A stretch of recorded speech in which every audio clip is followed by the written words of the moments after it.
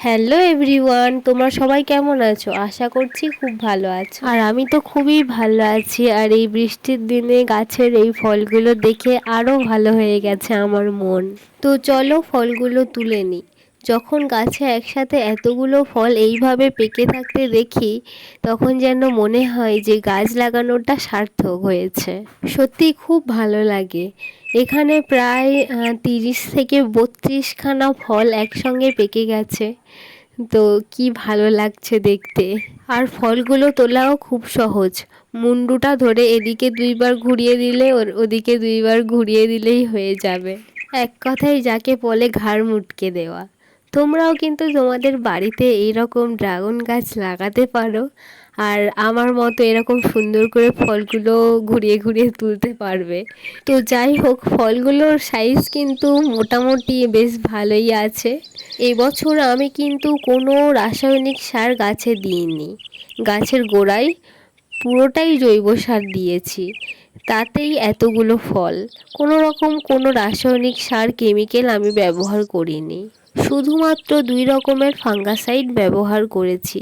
কারণ কি, এই ড্রাগন গাছে প্রচুর ফাঙ্গাস লেগে যায় খুব তাড়াতাড়ি ঘন ঘন। তো সেটা না ব্যবহার করলে কিছুতেই গাছ বাঁচানো যাবে না। তাই আমি 2 রকমের ফাঙ্গাসাইডই শুধুমাত্র ব্যবহার করেছি এবছর। এটা কিন্তু আমাদের গাছে দ্বিতীয় বছরের ফল। আগের বছরের তুলনায় এবছর কিন্তু আরও বেশি ফল ধরেছে গাছে। এবছর আমি গাছে যে জৈব সারগুলো দিয়েছি তার ভিডিওটা কিন্তু এখনো পর্যন্ত দেওয়া হয়নি। আমি দিয়ে দেবো, আপনারা দেখে নেবেন। খুব অল্প খরচে কিভাবে তোমরা তোমাদের বাড়িতে ড্রাগন গাছ লাগাতে পারবে আমি তোমাদেরকে বলে দেব।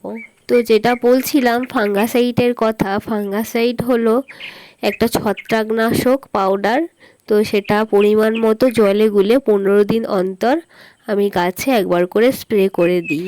আমি গাছে কোন ফাঙ্গাসাইডটা ব্যবহার করি এবং কিভাবে ব্যবহার করি তার ভিডিও কিন্তু চ্যানেলে আছে, আপনারা চাইলে দেখে আসতে পারেন।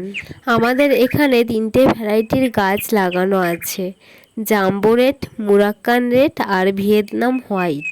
এবছর কিন্তু এখনো পর্যন্ত ভিয়েতনাম হোয়াইটের একটাও ফুল ফোটেনি। এগুলো দেখছেন, এগুলো হচ্ছে জাম্বো রেড আর মুরাক্কান রেডের ভ্যারাইটি।